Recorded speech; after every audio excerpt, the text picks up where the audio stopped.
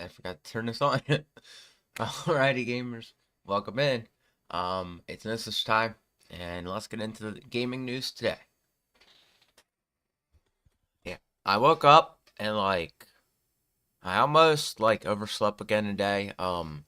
I've been falling asleep extremely late, and I don't know why, but and I'm not trying it. It's just like all of a sudden I started falling asleep super late during the night. And at this point of the year, I end up always sleeping deeply too because it's like cold. It's the holidays. Just like all a couple reasons why I really sleep late and in a deep sleep this year. So let's get into this. I also have coffee after I finish my energy drink, so I'm wide awake right now. At least I like to think so. All right.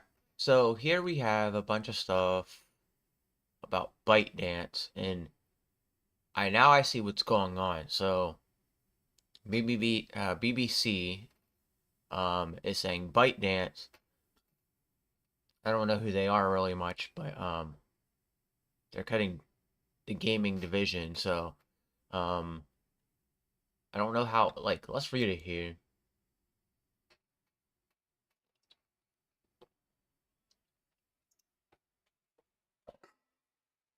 All right.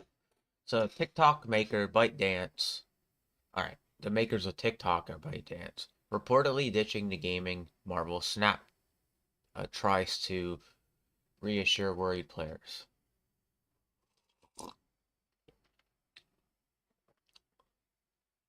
Well-released online card game Marvel Snap has issued a statement aimed at reassuring concerned players after its publisher was reportedly set for significant troubles. Reuters reports that TikTok maker ByteDance plans to wind down its Nuverse gaming brand and retreat from the mainstream video games and is looking for a way to sell off launch titles. That would include Marvel Snap.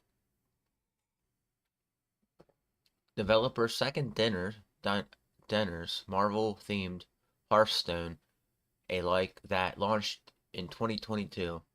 Nuverse published Marvel Snap. Marvel Snap across the PC and mobile and PC, sorry. According to Reuters, ByteDance will tell employees today to stop working on unreleased games by December and will look for a way to divest from titles already launched. It's a decision likely to impact hundreds of employees, Reuters said.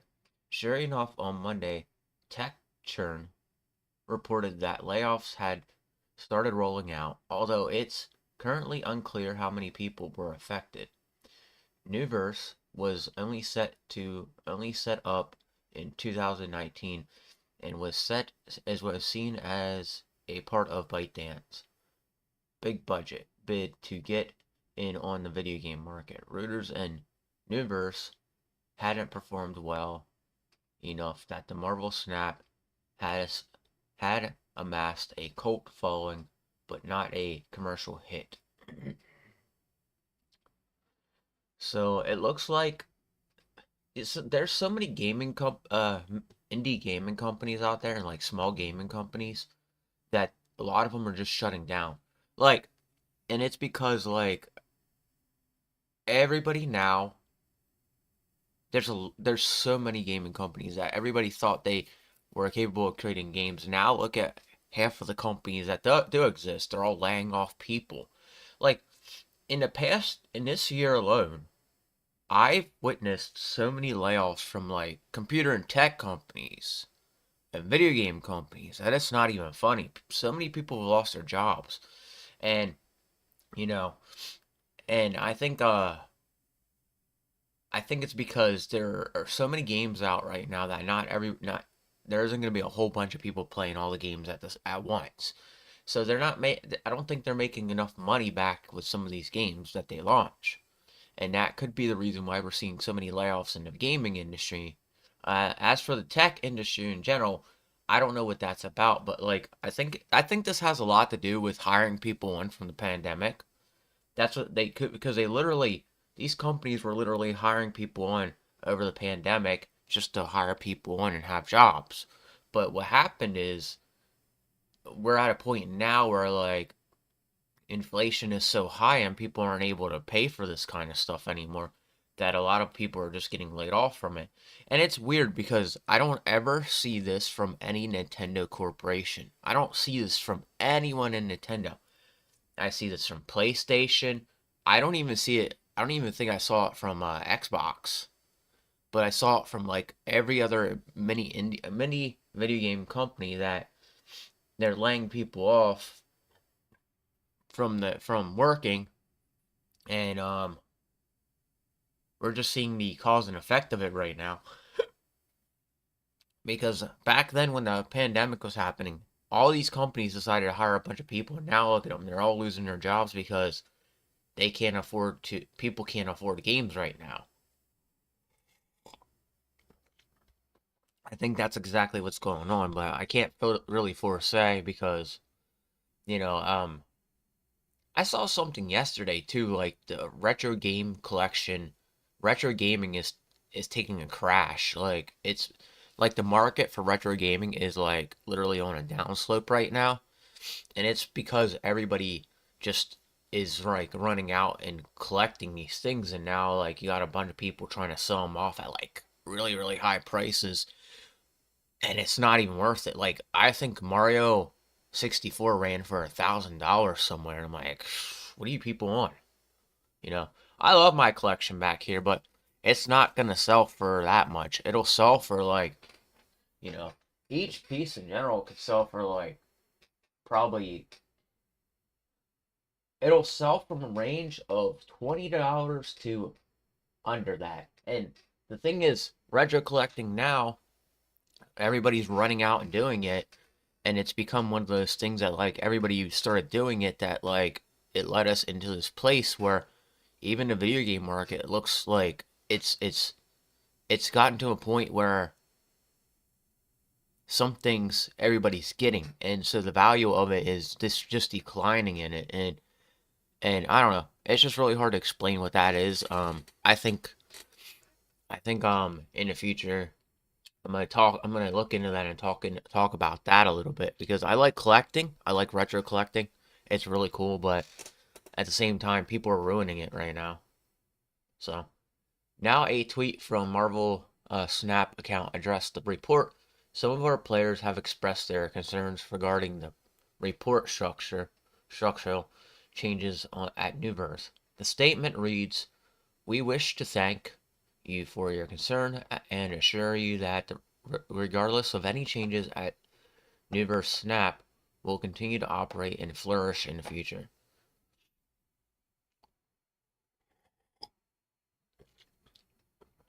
It's unclear exactly what "continue to operate and flourish in the future" means, but the ByteDance plans to sell off the game. Perhaps it will find another home to another publisher.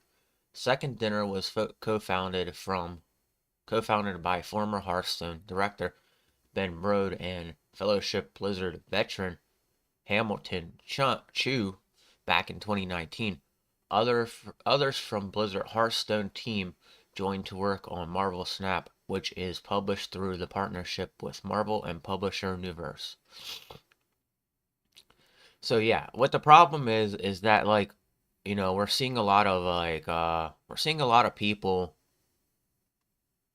get laid off from these companies, and it's because a lot of these companies are just losing money. They're not making anything. Like example, like, you know, I'm still surprised they did it, but the people who made Fortnite are doing extremely well right now with the new with the with people playing the new update, which is like you play the original game, but it's in like an update. They changed from the original game and went back to that for a little bit, and after that, it's like an anniversary thing. So, but they're doing well right now. But once that's over, I think people are gonna go back to laying off of Fortnite.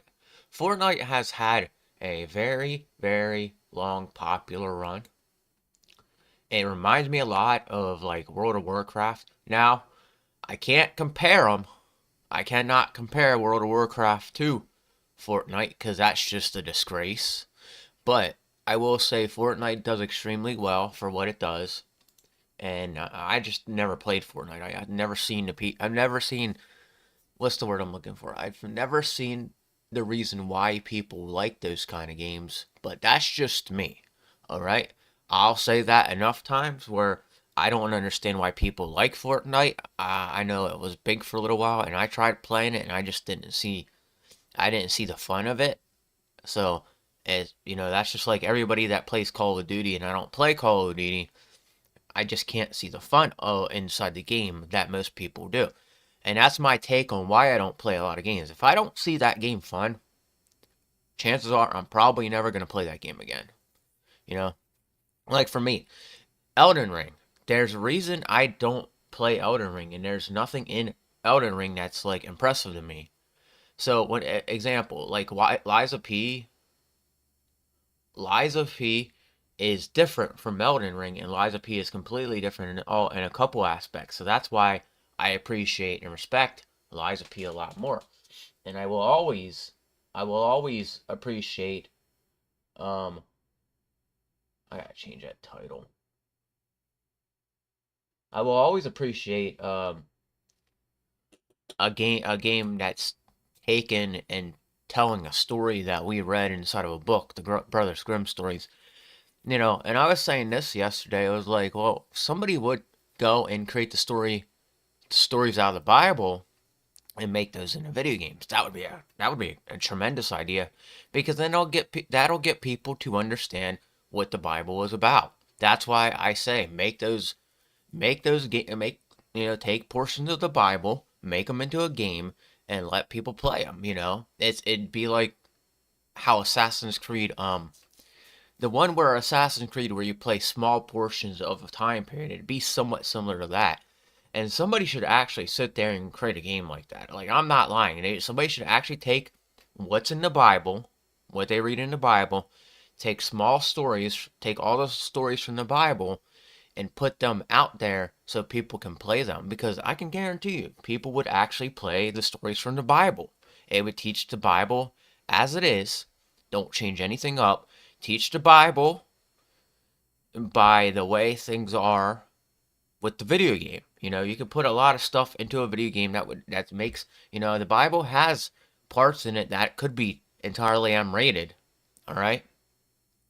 And they make for good stories based upon the fact that they are in a video game. And, that's something some company out there should do.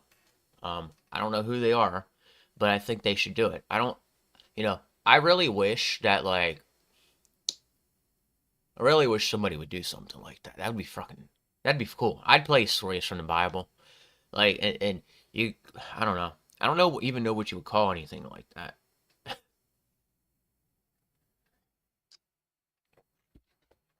But that would be pretty awesome to see games based off of the Bible and people play it. I thought that would be a genius idea, because nobody's doing that. Why not do it? All right. So,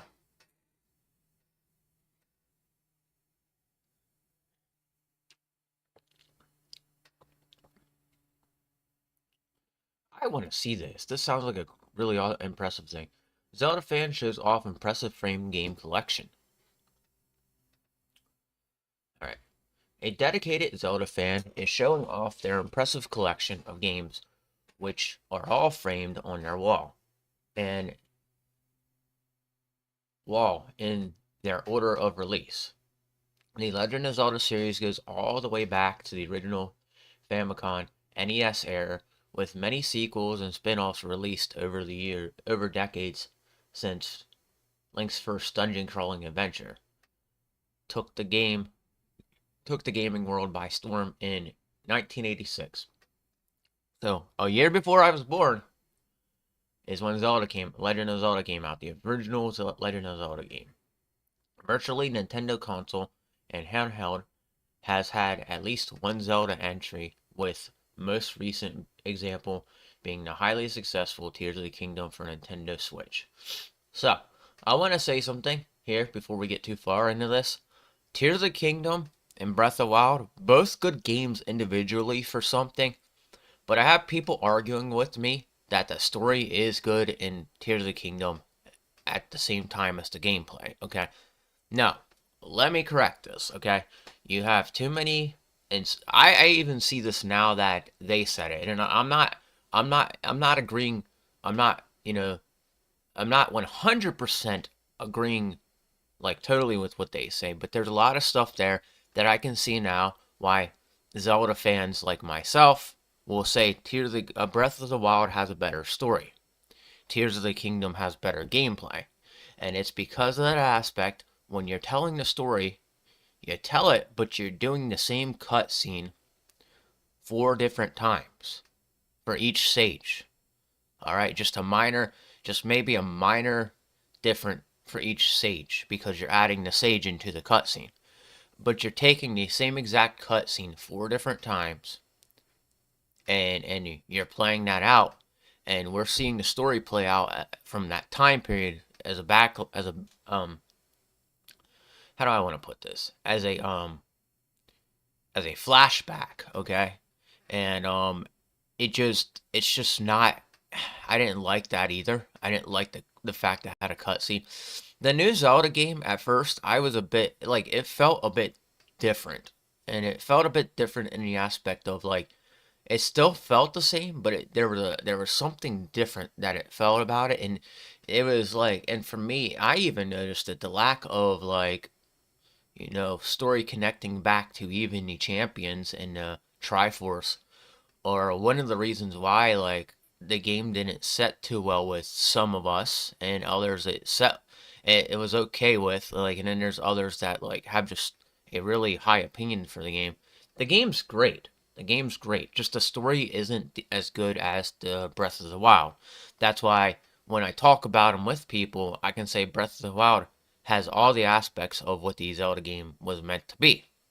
All right, they had they had stuff about the Triforce in there. They didn't have anything about the Triforce really within the games within Tears of the Kingdom, except for little details around Hyrule that had the Triforce on. And I watched a video on that yesterday, and nobody really talks about it, but the whole idea of Zelda is based around getting the Triforce. Like, you see that in Skyward Sword. You see that in every single Zelda game. Link at some point acquires the Triforce, but he doesn't acquire the Triforce in this latest game. And that's what's kind of weird about it. I don't know why they didn't think about that, because Miyamoto and Anuma should have.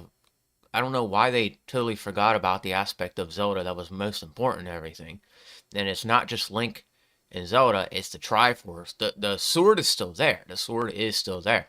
But the Triforce is not nowhere to be found within that story. So I'm hoping that the next story they bring it back into the story, because to me the latest Zelda game didn't feel as much like a Zelda game as it should have.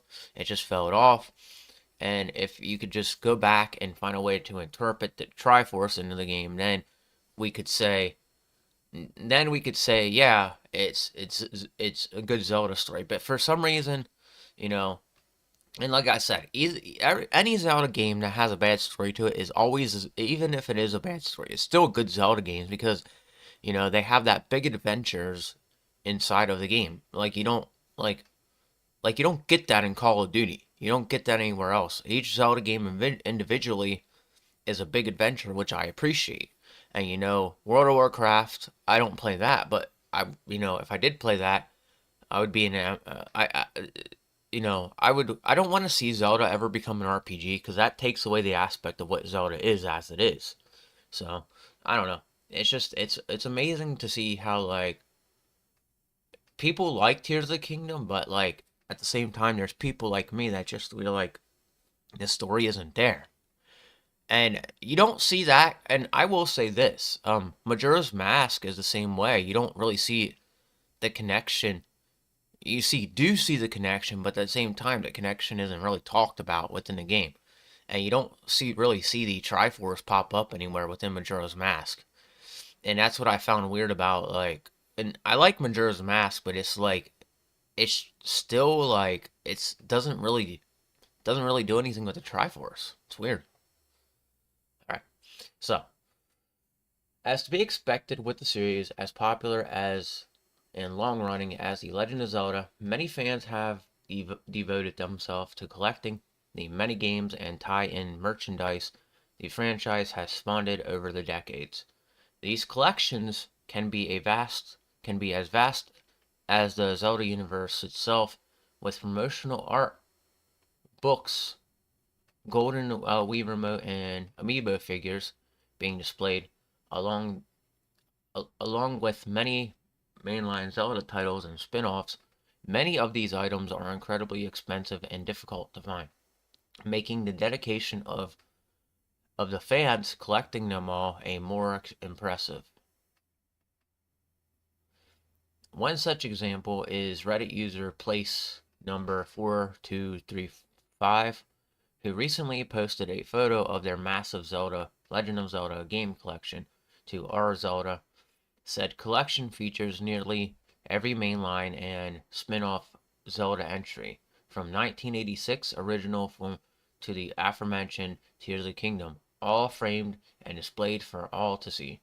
Place number 4235 even has rare releases like Ocarina of Time Master Quest for the Nintendo GameCube, which I do remember. It was a harder version of Ocarina of Time.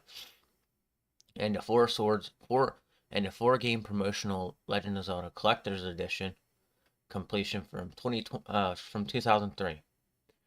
Some entries even have multiple versions of display, such as simultaneously released GameCube and Wii port of 2006 Twilight Princess. Wow, that's cool. That is freaking awesome. I like this. I wonder if there's a. Can I zoom in on this? Yes, I can. So yeah, that's pretty freaking cool. Like you can look at it and just see that like even the ones from the CDI, because that's what these are from. These are from the CDI. These were like the worst games of the series, but they're still Zelda games, so like they still exist.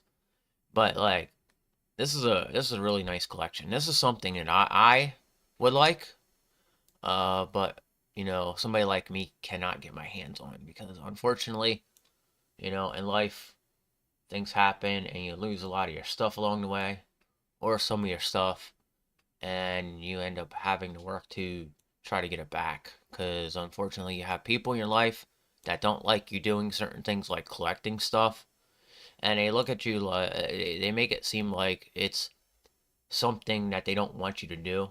And as I've gotten older, I've seen that myself, like where, I've noticed that like, my mom completely disagrees with me. People disagree with me collecting anything, but there's a lot of full-grown men like myself out there who are just doing this or collecting these things because it's nostalgia to us.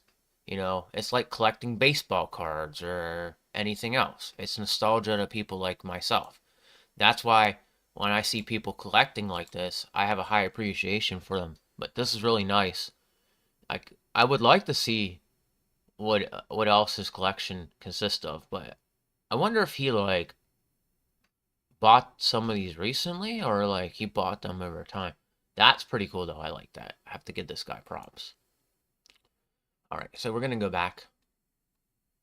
All right, so not not every Zelda game is included in place number 4235's collection, with other redditors users noting that titles such as the original Game Boy version of Link's Awakening and infamous Zelda CDI spin-off. What were the two that I pointed at then? Because they look like the Zelda CDI spin-offs are absent.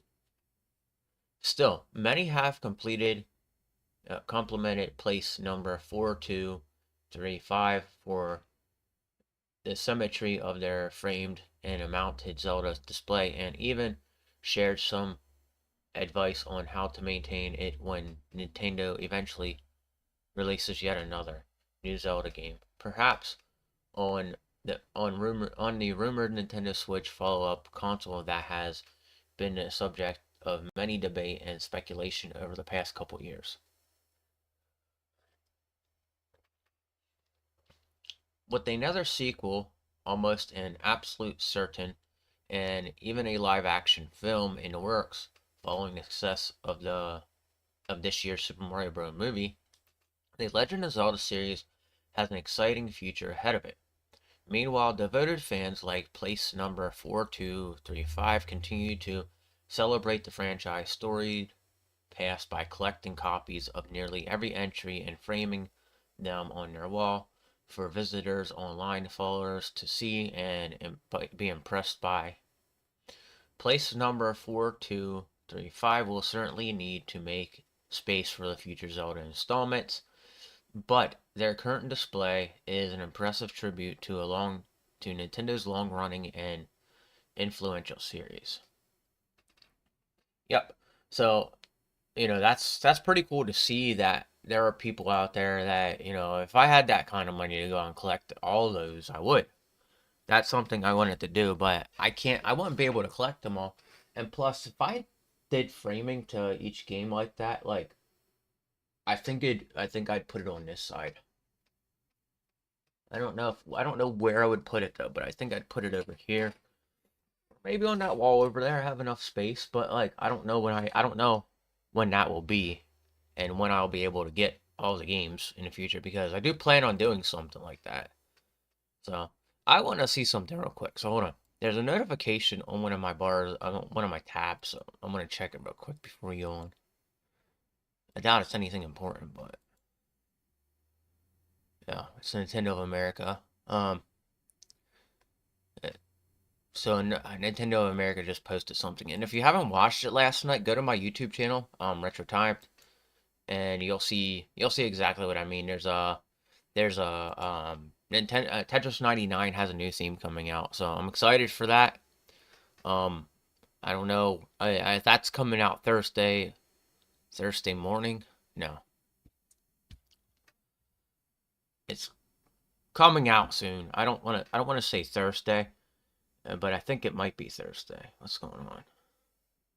I got so much stuff going on my phone today. It's weird because I'm like locked out of Twitter and I'm like the internet's been so wound up of me being locked out of Twitter. I think I have a huge impact on places and I just don't realize it. And that's something that's interesting is like I do make a huge impact on places. I'm just not, I know I'm pretty known amongst people, but I'm not like, you know, it just feels like I know I'm important to a lot of people, but at the same time it sucks because being important to a lot of people, you also like you have, like being kicked out of Twitter and then not being able to post things on Twitter for like a couple days just really it puts a drag on me. Like, and I know a lot of people look forward to me, posting a video about Legend of Zelda. I do some really deep Zelda lore, and whether anybody gets to see it or not, I can't really post it right now. So it's really hard for people want to make sure I'm still okay and all that. And I see it on YouTube. I see it everywhere, man. And I just like it's a blessing, but at the same time, it's like people out there don't like me being noticed like that, and I know that, and it causes them to get jealous. But it's like you got to put yourself out there. You got to break out of your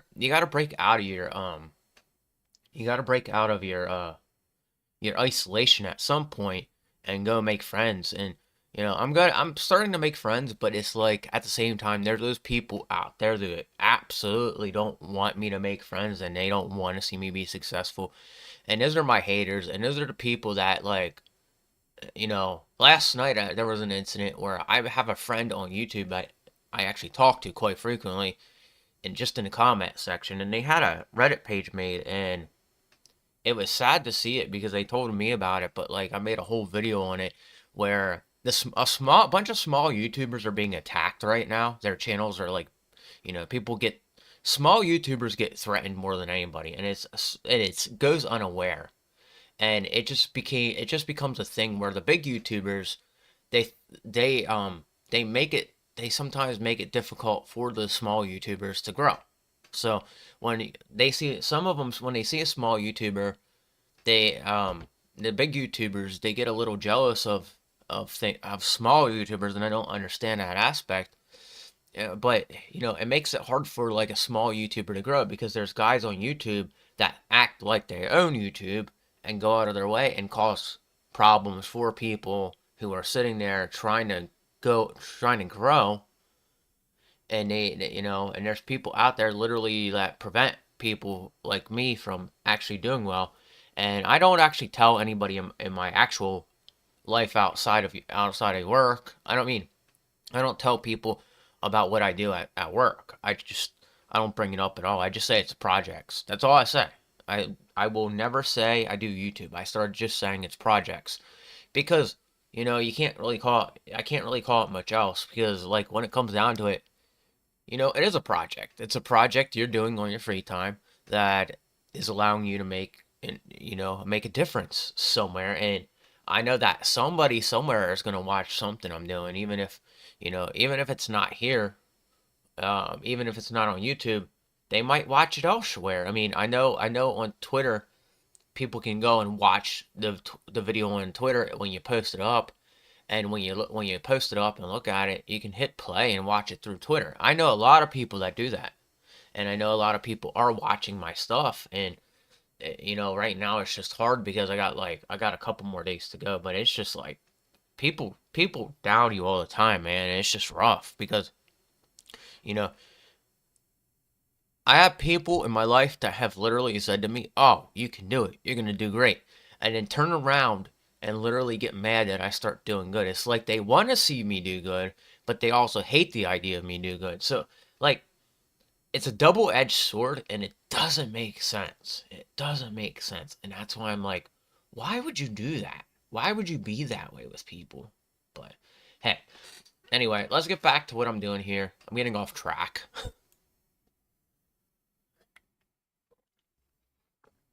Xbox Game Pass update adds 2 games. The latest Xbox Game Pass update has added Dune, Spice Wars. God, that sounds like a Spice Girls game. Anybody from the 90s knows what I'm talking about. Spice Wars, that's kind of interesting. Spice Wars and Roller Dome. Wow, 2 games that sound like they're from the 90s, okay? Roller Dome for subscribers to check out. A Xbox Game Pass update on a regular basis with Microsoft ensuring that subscribers always have something new to play. The Xbox Game Pass updates happen multiple times each month, and the latest edition marks the final update for the service in November 2023. November 2023 has been a strong month for Xbox Game Pass, continuing a trend that started with Starfield back in September. Here's your new day one. Games have been added to Xbox Game Pass on a regular basis since then, along with well-regarded classic titles. Microsoft has done a lot to keep a momentum going strong, with November 2023 seeing the likes of Persona 5 Tactics, Coral Island, Like a Dragon, The Man Who Erased His Name, and more. The latest update to Xbox Game Pass has added Dune, Spice Wars, and Roller Dorm to the mix. Dune Spice Wars is a strategy game that previously released on PC Game Pass, but now has made its way to the console version of the service as well as the cloud. Roller Dome, meanwhile, is a former PlayStation console exclusive third-party shooter. I thought this was like a roller derby game, shooter game that entered mostly positive reviews at the time of the original release. Game Pass subscribers can try Roller Dome across PC and the cloud and Xbox Game Pass.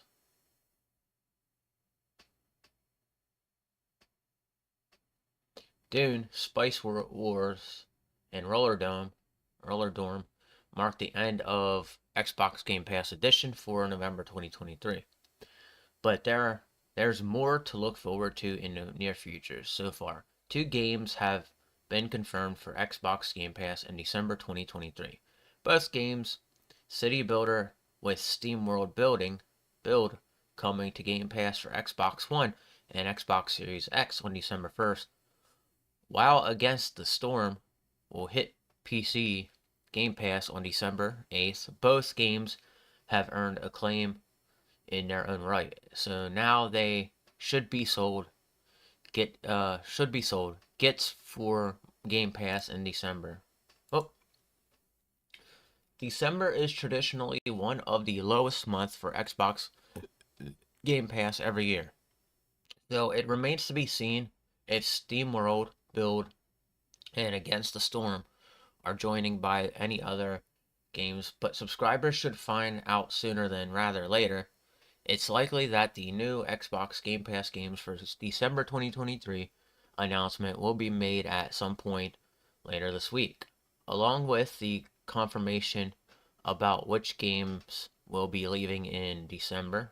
Before then, fans should note that Xbox Game Pass is losing 7 games on November 30th, so they may want to check out those titles through their subscription while they still can.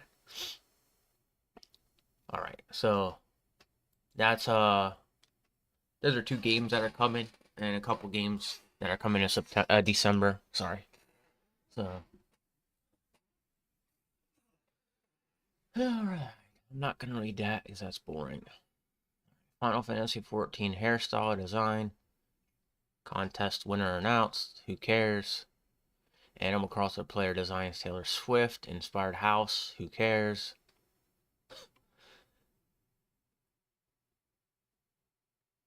Gamer dies after allegedly streaming too much. All right, let's read this fake news story. All right.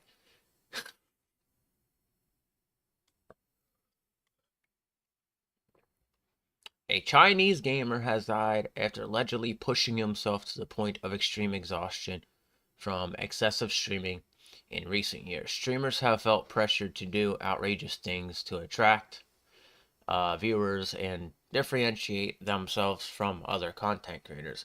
Yeah, you can tell. You can always tell when somebody's going above and beyond to do something else. And I look at it this way. I can be simple and I can do something really unique at the same time that is going to impress viewers. And it is mostly being myself. A lot of people down to the core, they don't know how to be themselves when it comes to these things. So as a streamer, they feel like they have to do something like above and beyond to get people impressed, to go out of their way to be pressured to try to get people to view them. All right, my belief in that is like, if you think going above and beyond to impress people is the thing you need to do, you need to think again, because you should have a personality if you're going to be a streamer.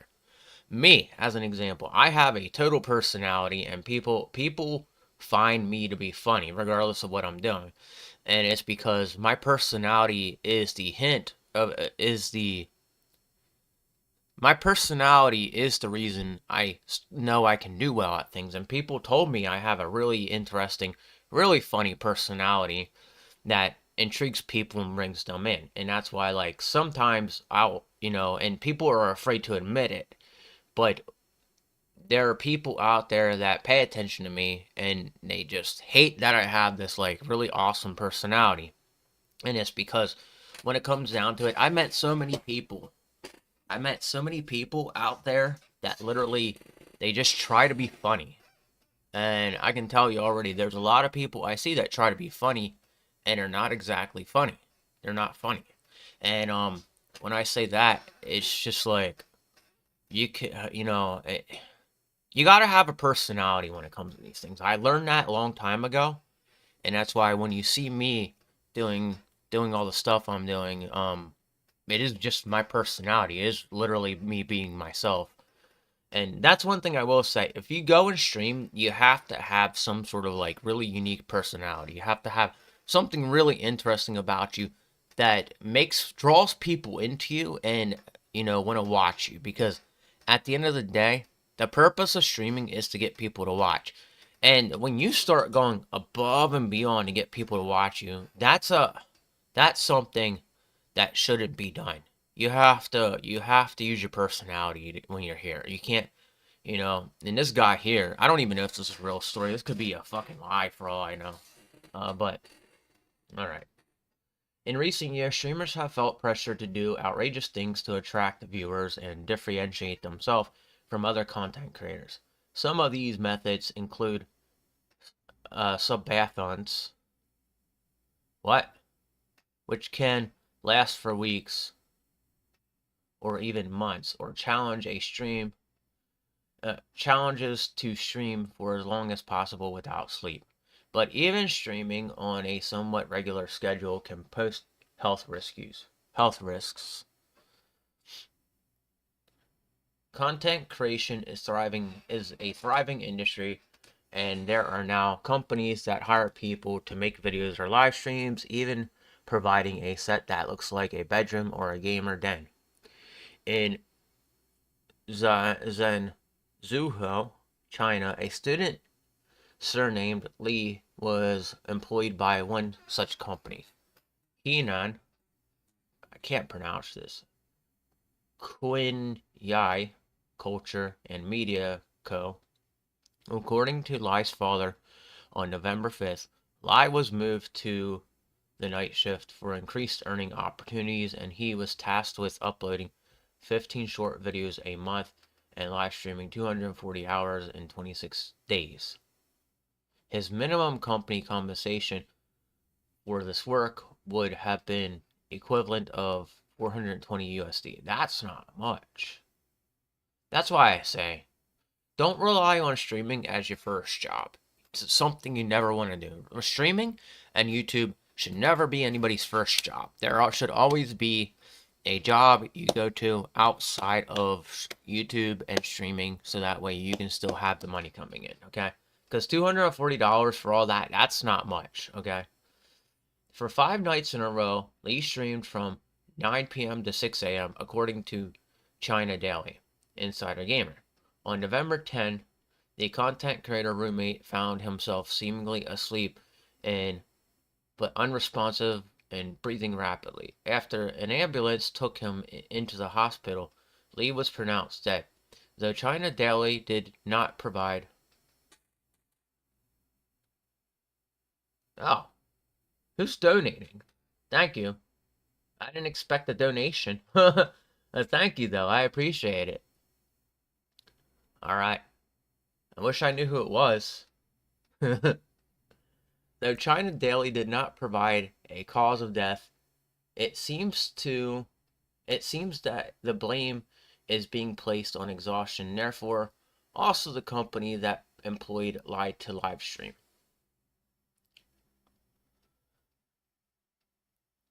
I kind of want to dance now. There you go. There's my little donation dance. I don't know what that is. But, oh man, you guys are making me dance.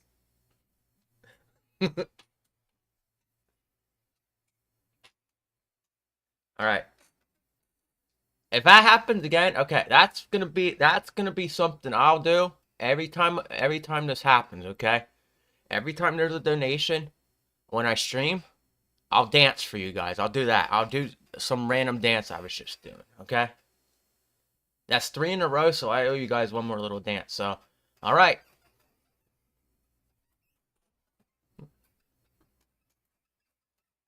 There you go. Oh man, you guys are like,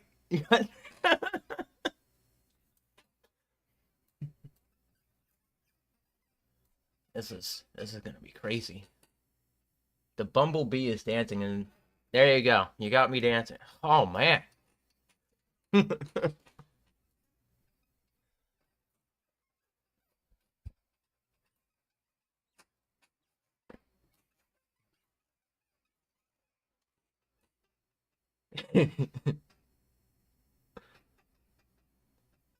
if it keeps happening, I'm gonna have to get up and do that, because that's where it's at right now. Like there's a couple there, like just like me. I wish I could keep doing this, but after like at the hour I gotta go, because I got real work to do. But if I'm just happy everybody just did that to me. Like, that was awesome. Thank you all for the donations, though. Like, that's highly appreciated and highly respected. I didn't expect people to do that. That's cool. Thank you guys. You guys are like, whoever's doing that is making my holiday even better. And whatever it is that's coming out of this, I'm gonna try to put it to the side for streaming equipment. But thank you guys for like all the donations. I can't do that on YouTube. I'm not sure how that works on YouTube, but it is created here for you people to do it. I have to go and figure it out for YouTube. But thank you again. The company denies any responsibility for Lee's death. A legal representative, Zhang, stated, "We provide the location and we take a commission from his tips." And it's just a simple corporation. The representative admitted many streamers have difficulty maintaining a balance between earning money and overworking themselves. But the streamer was not forced to work the night shift and could choose his own hours. Shang said he pointed out that Lee's stream took place in his own house during off hours, despite this company offered Lee's family $700 in compensation out of humanitarianism. Jesus, $700 would not be enough. And that's partly what makes me think this story isn't exactly real. This is just made up, but like at the same time, when you look at it, you don't know if it's real, and it just leads me to question: is this actually a real story? Or is this something just made up? I stream almost every single night for you guys, and it's just it's just really, really, it's just really something like that I enjoy doing when I get off of work, when I come home and I can play games. And you watch me humiliate myself like yesterday, man. In Legend of Zelda Skyward Sword, I was humiliating myself. I look like I can't even play that game. So, that game's hard though. Working 45 hours in 5 days is not necessarily dangerous, but Lee was accustomed to working during the day. It's possible that his body had not yet adjusted to the change in his sleep schedule. It's believed that he had been completing schoolwork during that time as well. There are also health risks associated with remaining sedentary for long periods of time. Even Subzon, which allows content creators to take a break or get a nap in, can still pose a problem long term. Sitting for extended periods can harm blood vessels in legs and increase the risk of chronic issues. But in short term, people with pre-existing factors have a high chance of forming blood clots in their legs, which can be life-changing. I don't know. Just seems like it's kind of just a made-up story. It's one of those stories that like is built to scare people, and I think that's what that is. All right.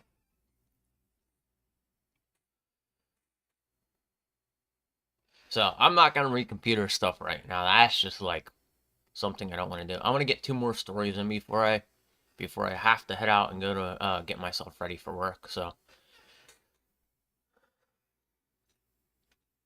maybe one day streaming will be maybe one day I'll do really good in streaming and I'll stay like it'll be I'll make it into a job one day.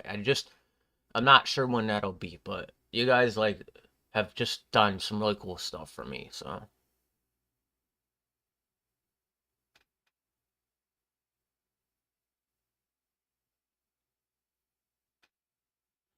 let's read that. Let's read this. I just clicked on this. What's going on? Alright. Super Mario Galaxy fan points out little known details about the game's controls. Alright. Super Mario Galaxy fan uncovers a new trick in regarding to Mario and Luigi's jump height. While the trick does not give an earth-shattering advantage, it demonstrates how nuisance Super Mario Galaxy can be. Super Mario Galaxy was released in 2007 to widespread acclaim, more fans and critics alike, and alike. It currently sits as a ninth highest rated game of all time on the Metacritic with a score of 97. Its gravity-based game proved to be a hit with fans, and its unique world design and a memorable soundtrack only further solidified its popularity. Super Mario Galaxy releases over 16 years ago, yet fans are still unveiling new, interesting ways to play the game more efficiently. Twitter user Mario Bros. Log discovered that Mario and Luigi will jump at different heights, depending on which hand the player shakes when performing a spin jump. Mario jumps higher in the user shakes the Wii remote or right Joy-Con on the Switch version, and Luigi jumps higher if the user shakes the nunchuck. Nunchuck. That's supposed to be nunchuck or left Joy-Con on the Switch version. While it could simply be a small design flaw, it's speculated that this may be reference to the brothers' dominant hand, regardless of their details. With details nature, it's a satisfying trick that can be used to squeeze just that much more efficiently out of the game's character.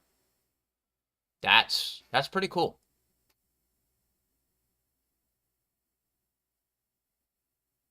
That's pretty cool. So for anybody that plays Super Mario Galaxy, this is what you want to look at. You want to do it this way. So, to make him jump even higher, you have to shake the right Joy-Con.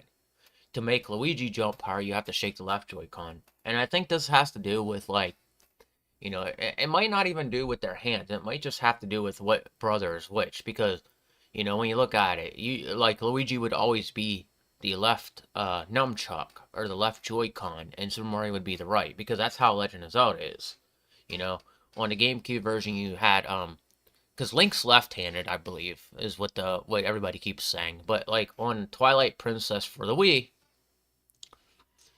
he's you're right-handed, so therefore that's why Link does everything with the right hand. So it's just interesting that is how things go. But one user asked, what happened if you shake the Pro Controller? In response to this, Mario Bros. Blog explained that any shake input on the Switch version translates to the right Joy-Con, meaning that only Mario will benefit from the trick when using the Pro Controller. And with Super Mario Galaxy fans still uncovering new secrets about the game, players may see more nuisance revealed as time goes on.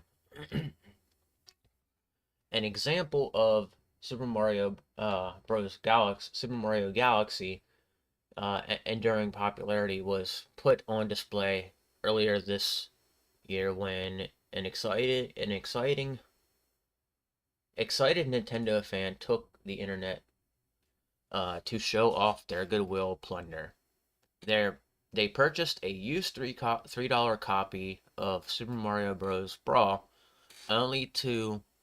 Super Smash Bros. Brawl, only to find Super Mario Galaxy and New Super Mario Bros. Wii tucked inside the case as well. How does that work? The discs. The way that has to work is there would have to be 3 discs inside of a box. So how would that even work? This could just be something completely made up, but hey. This might sound like a trivial outcome for a Nintendo outsider, seeing that all 3 games are at least 13 years old, but fellow Mario fans were so excited for them that the post gained over 3,000 upvotes on Reddit and generated hundreds of comments. Fans considered to return to this Nintendo game may want to consider things before diving back in, figuring out which galaxy are both best in Mario Galaxy is a good starting point. While all galaxies are useful in one way or another, some offer fun, unique challenges like freeze flame galaxy ice skating levels.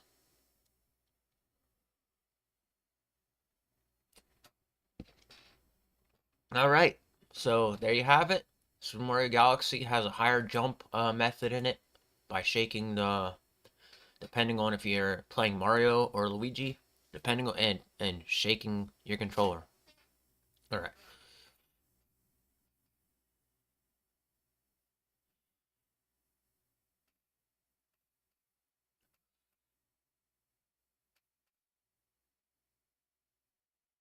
So, okay, this should be the last one I read. So, Undead Labs may be working on more than just State of Decay, sorry, State of Decay 3. Alright. State of Decay Games developer Undead Labs is allegedly working on projects other than State of Decay 3. The developer has been working on State of Decay 3 for quite some time, with with announcing the game during the 2020 Xbox Game Showcase. The games under State of Decay series from Undead Labs are among the more popular zombie survival game in the industry. At least its latest entry, State of Decay 2, is one of the best open world zombie survival games despite being more than 5 years old. Its success has made many fans call on Undead Labs to develop a sequel, a wish that came true with developers' announcement to State of Decay. However, Undead Labs has been mostly has been mostly listened about its progress on silent about its progress on the game's development since then, and there might be a new reason why. Twitter user Ideal Sloth and Rumo Loose may have discovered that Undead Labs is working on at least two unreleased games apart from State of Decay. That Undead Labs is working on at least two unreleased games apart from State of Decay, which might further explain why Gears of War developer the Coalition is helping develop the series' next installment. Their post cited the LinkedIn profile of a former Undead Lab senior narrative animator, Daniel Floyd, which states that he worked on other not yet released projects before leaving Undead Labs in February 2023. Considering that Undead Labs announced State of Decay 3 in 2020. It is plausible that Floyd's statement might mean that developer is working on other games while it's developing State of Decay 3. And so this looks like all right, this is an ad where if you go and search on this looks like his resume. So Floyd's statement didn't mention if the other projects Undead Labs is working on could be new games from the developer, or if is acting as support to Xbox game developers. Some gamers speculate that Undead Labs' other projects are story-driven titles in the State of Decay universe, while several think they're zombie games with a survival horror action focus. One gamer also believes that Undead Labs' other projects are State of Decay 3 DLC, which could be possible as the game might potentially be Undead Labs' biggest and boldest entry in State of Decay series. Ideal Sloth, Rumo, Lose, Discovery might not bode well for State of Decay 3's development and release date. Fans may recall a rumor about State of Decay 3 not being released until 2027 for unknown reasons. If the rumor is true, Floyd's statement and the allegedly toxicity and sexism is Undead Labs workplace could be the reason behind the long wait despite the coalition instance. Nevertheless, Undead Labs hasn't addressed the rumors to provide a release window slash date for State of Decay 3, as such fans may want to be skeptical about the rumors about the game until the developer release official information about it. I noticed something about all these games and people doing it. Like they always talk about stuff going on at the company. All right. So let me put up the big screen, and this will be the last thing I talk about before I leave and get out of here. So, in most companies, there is like something always going on. That's something you'll realize, and I'm not trying to talk down what may have happened here. But what I am trying to say is that there might be a lot of companies have this going on. This isn't just this. Like, when it's all, most people aren't talking about it as much, but like it's a talked about thing when people really decide to bring it up. And most companies are actually having this happen to them. There is stuff going on behind the scenes at some of these companies that a lot of people don't realize. And then, the internet's going crazy as of the past few years. We all know that. So I'm waiting for that craziness to die down. But the internet has become some sort of place for, like, okay, release all the information you have about your life onto the internet, and have people look at it and go out of their way and accuse people of stuff. That's what the internet has become. And I look at it like this, like everything that you're hearing on the internet is everything happened in real life. So reality of it, whatever that last part of that article said, is actually happening more often than we realize. It's just it's not talked about as much until it's brought up and put into the news. That's why I try not to talk about such sensitive topics here, even though I get mad and I talk about things here that need to be talked about. That's why I have like two YouTube channels. One's based on like my only gaming and having fun and relaxing, and the other side is more of like a serious note. So like it's more like it's a vlog, but it's a serious like note of me talking about serious subjects that you know I hope help people in some way, because that's what that's meant for. It's supposed to be like guidance into a direction of life that I think most people could use. So if here, let's go over to my two channels, and I'll tell you if like I'm gonna explain right now if like how like people should join both channels individually or follow both channels. So this is retro timed. All right, I'm literally watching the stream here, but this is retro time. This is the channel I talk about my gaming and all those other subjects. So my other YouTube channel is this one. So you got to look for me up on both of them. If you want to subscribe, please do so. But these are both my channels. Where is it? Everybody has the name of JDem that like they stole my persona. So I'm gonna have to change it to something else here very soon. But it's another channel I have that is ran by like talking mainly about really serious stuff. And yeah, it's not on here. Unfortunately, it just I don't know if I could change the title of it. So let's see. No. But yeah, it's basically based around a lot of serious topics, more topics that people can relate to that if they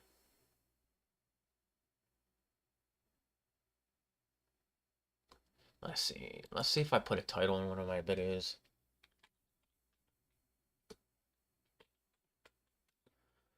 The dark side. Alright, so and if I can't find it with this, then I'll show it off here on the channel another day.